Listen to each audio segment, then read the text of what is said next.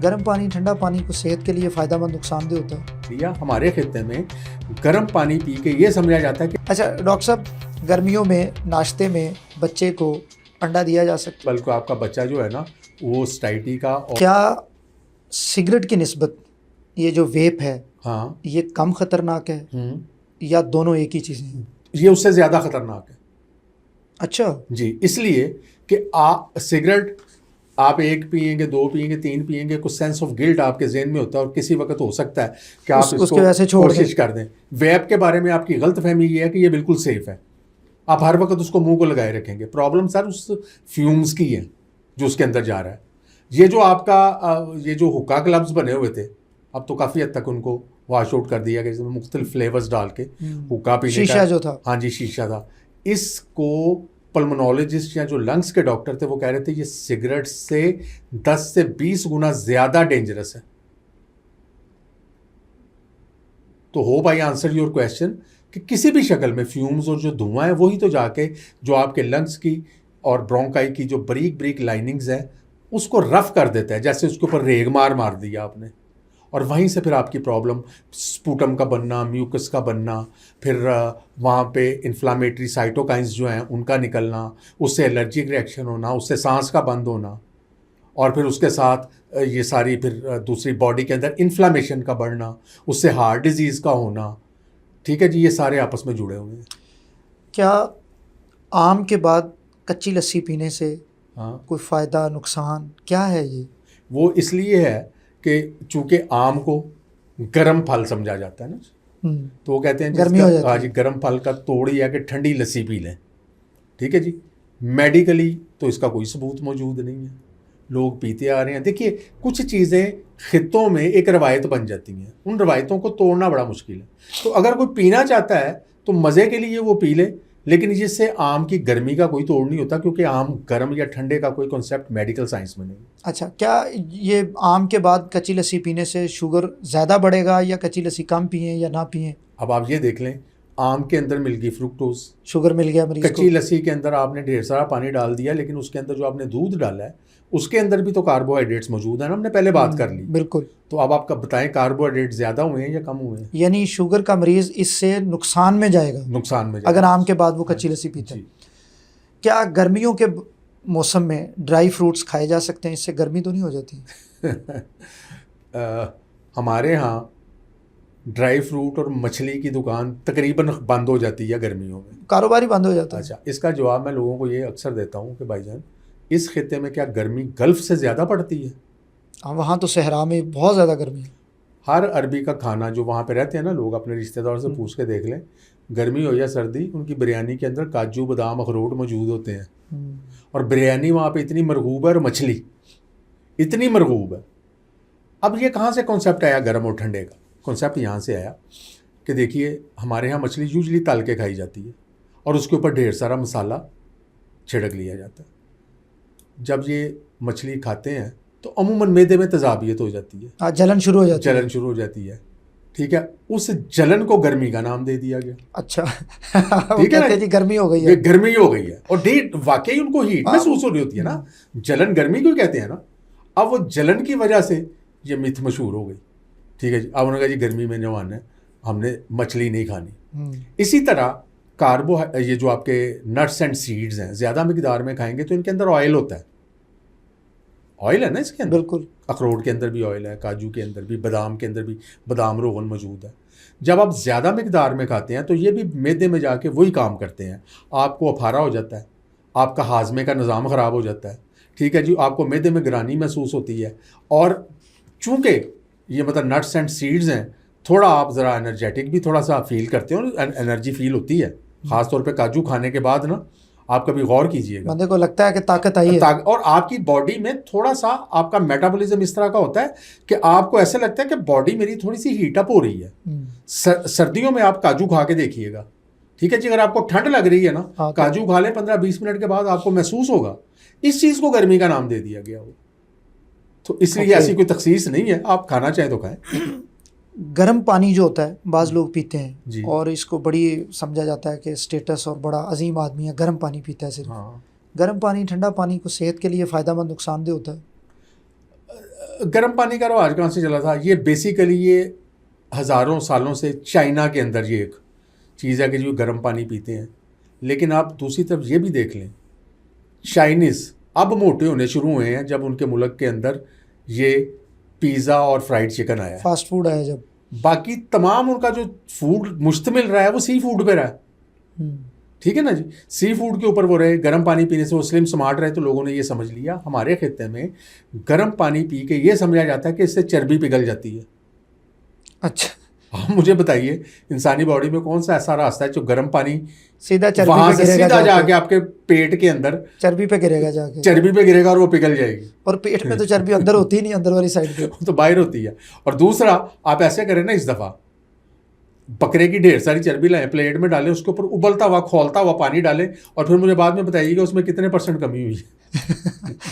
कोई खास यानी फ़ायदा नहीं है उसका। फायदा नहीं। अच्छा डॉक्टर साहब, गर्मियों में नाश्ते में बच्चे को अंडा दिया जा सकता है? जी बिल्कुल दिया जा सकता है, उबला और हुआ देना अंडा, चाहिए भी।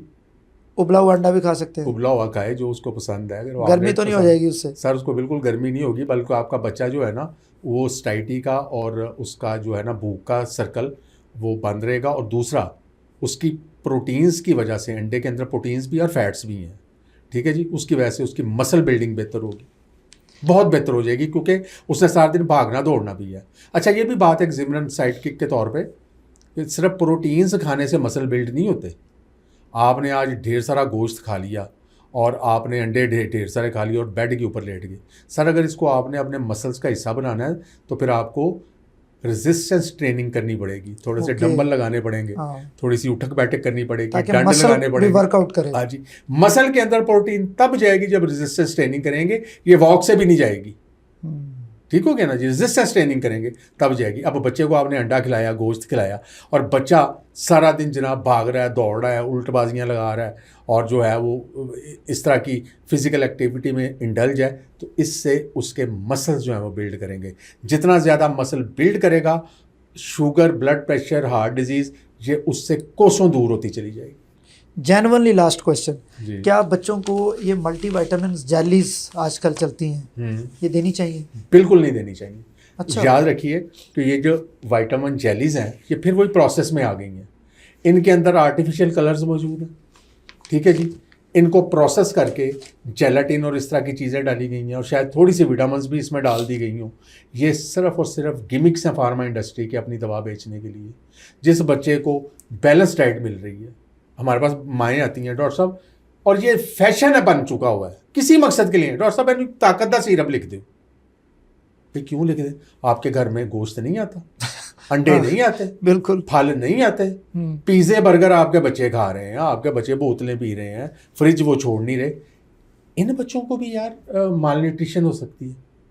हाँ, उस घर से उनकी काम वाली का बच्चा अगर मेरे पास आएगा जो मुझे एनीमिक नज़र आ रहा है, जो मुझे डिप्लीटेड नज़र आ रहा है अपने मसल्स में, जो कि मुझे माल नरिश्ड आ रहा है, तो यार उसकी भूख बढ़ाने के लिए, उसके बाकी मसाइल को देखते हुए उसको मैं एक अच्छा सा विटामिन दे सकता हूँ, क्योंकि उस खातून के पास वो डाइट प्रोवाइड करने के मेयर्स नहीं है। लेकिन फैशन के तौर पे विटामिन, याद रखिए विटामिन भी दवाइयाँ हैं, ठीक है। डॉक्टर साहब आयरन लिख दो, भाई क्यों लिख दें? आयरन वाहिद ऐसी मिनरल है आपकी जो कि जाके लिवर में मेटाबोलाइज होती है और लिवर से निकलने का कोई रास्ता नहीं है। हीमैक्रेमेटोसिस आपने एक बीमारी सुनी होगी, ठीक है ना, आयरन जिसमें, हाँ जी, वो आयरन की ज्यादती की वजह से होती है। बेतुके आयरन के सिरप पीते चले जा रहे हैं, क्योंकि किसी के बच्चे को दिया था, उसकी माँ ने अपनी हमसाई को बताया कि मेरा बच्चा पीला था, बिल्कुल बेहतर हो गया, देखो ये मैंने पिलाया, सुर्खो सफेद हो गया। उसका पहले ही सुर्खो सफेद है, वो मजीद करने के चक्कर में उसको आयरन देना शुरू करके उसका लिवर तबाह कर देती है। उससे यानी ये मसला। जी डॉक्टर साहब, दूध पीने से इन्फेक्शन होता है? आपने कहा था आखिरी क्वेश्चन, बस मेरे माइंड में ये सवाल आ गया, दूध पीने से इन्फेक्शन होता है? मैं तो इस पे वीडियो भी बना चुका हूँ, लेकिन आप नहीं, इन्फेक्शन कैसे होगा? दूध के अंदर कोई, अगर तो आपने उसको उबाला हुआ है, आप मैं अब आपको थोड़ा सा एक्सप्लेन करता हूँ। ये इतना पेनफुल है ये मसला मरीजों के लिए कि हम शायद इसको नॉर्मल समझें, लेकिन मैं ऑपरेशंस करता हूँ तो ऑपरेशन के बाद इन्फेक्शन का बड़ा मसला होता है, उस सिलसिले में हमेशा ये होता है। हाँ जी, मेरे पास मरीज़ आते हैं, बल्कि एक दफ़ा तो एक मरीज़ ने आके मुझसे पूछा कोई 3-4 महीने बाद, एक बुज़ुर्ग थे, कहते डॉक्टर साहब क्या मैं दूध पी लिया करूँ? मैंने कहा यार आपको तो मैंने मना ही नहीं किया दूध। कहते नहीं जी साढ़े पिंड च किसी ने मैंने पीने नहीं दिता, उन्होंने क्या था जख्म च रेशा पै जाएगा, जख्म च रेशा पै जाएगा। और उस फिर इसके ऊपर हमारे एक दोस्त हैं, बाकायदा पढ़े लिखे आदमी है वो, उन्होंने कहा हर सफ़ेद चीज़ से रेशा हो जाता है। जी इसलिए ये कॉन्सेप्ट कहाँ से आया? फिर वही बात है, बड़ी माजरत के साथ ये खिता चूँकि सदियों तक हकीमों के तसल्लुत में रहा है, उन्होंने ये कहा कि जो भी मर्ज़ है ना, चूँकि उसका रिसर्च नहीं थी, उन्होंने कहा जी जो भी मर्ज़ है ना, अगर आप उसकी ज़िद देंगे, उसका उल्ट देंगे तो वो मर्ज़ ठीक हो जाएगा। मसलन शुगर है ना अगर आपको, तो करेले का पानी पिलाना और करेले खिलाने हैं, क्योंकि वो कड़वा होता है, तो मीठे की ज़िद होगी कड़वा। बात आप समझ मैं समझ गया। ठीक है। रेशा कहाँ से आया? जब स्पूटम और बलगम बनती है वो होती है वाइट। उन्होंने कहा जो भी चीज देंगे ना तो इससे बलगम बनेगी। बात को समझे। अच्छा, अब चूंकि मेडिकल साइंस ने अब ये सारी चीजें वक्त के साथ साथ तरक्की इतनी हो गई है, तो इसमें ये चीज मुकम्मल तौर पे प्रूवन हो चुकी हुई है कि दही, दूध और केला भी इसमें शामिल कर लें। केला भी नहीं खाने देते। वाइट उसी कैटेगरी में रखते हैं। अच्छा, अब एक शीरख्वार बच्चा है, उसकी उम्र है 2 माह, उसको हो गई लो रेस्पिरेटरी ट्रैक्ट इन्फेक्शन सीवियर किस्म की। आप मुझे ये बताइए उस बच्चे का दूध बंद करके आप देंगे क्या? उसकी तो डाइट ही बेचारे की दूध है। उसकी तो डाइट ही दूध है। समझ रहे ना मेरी बात? केला, चावल भी सफेद होते हैं, जो वाइट है, दूध, दही, ठीक है जी, ये नहीं देना क्योंकि ये वाइट है तो बॉडी में जाके रेशा बनाएंगे। ये बात आज के दौर में मुकम्मल तौर पर गलत साबित हो चुकी हुई है, इसलिए इन चीज़ों को बंद करने की ज़रूरत नहीं है। इससे किसी जख्म में रेशा नहीं पड़ता, किसी की छाती इससे ख़राब नहीं होती। हाँ, दूध आपने बहुत ठंडा करके पी लिया या दूध सोडा बना लिया तो वो ठंडक की वजह से जो आपका जो खांसी है वो बढ़ जाएगी, आपके गले के अंदर खराश पैदा हो जाएगी, लेकिन इसका कतई मतलब ये नहीं है कि ये दूध की वजह से हुआ, वो ठंडक से हुआ। डॉक्टर साहब थैंक यू सो मच।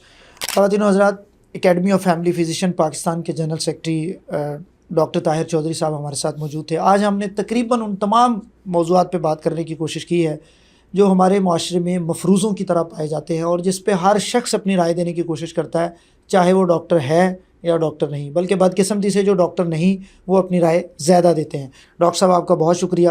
आपके फीडबैक का इंतज़ार रहेगा। डॉक्टर अब्दुल बासित को इजाज़त दीजिए। अल्लाह हाफिज़।